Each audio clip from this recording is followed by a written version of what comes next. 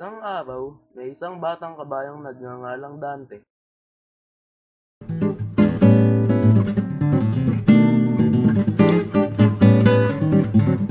Isa siyang maliksing kabayo na mahilig makipaglaro sa mga kaibigang kabayo.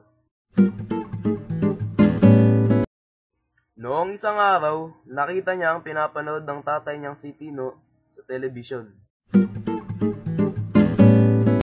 Nakakita siya ng karera ng kabayo.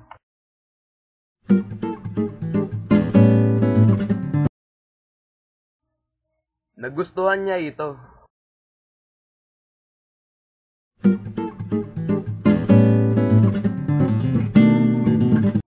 Sinubukan niyang mag-ensayo ng buong magdamag. Sinuportahan siya ng kaibigan niyang si Baskil.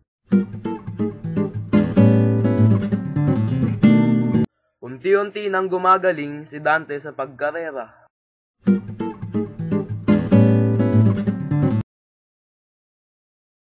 Sinubukan niyang makipagkarera sa isang tambay sa kanto. Walang makakatakas ng buhay dito.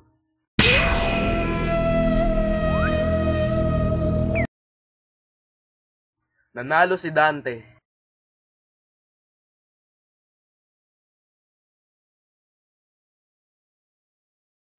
Natuwa si Dante nung malaman niya na nanalo pala siya.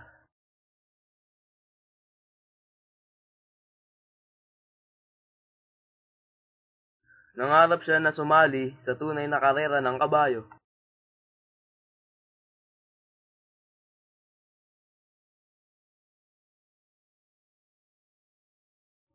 Nabalitaan niya noong isang araw na kahit sino ay pwede palang sumali sa karera ng kabayo.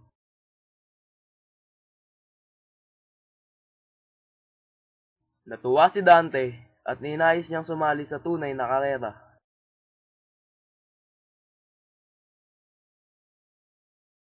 Ngunit, noong nagpaalam siya sa magulang niya, hindi siya pinayagan na sumali dahil baka daw maaksidente siya.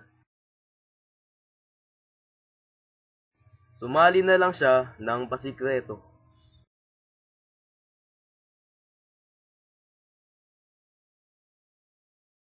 Sinuportahan siya ng kanyang kaibigan.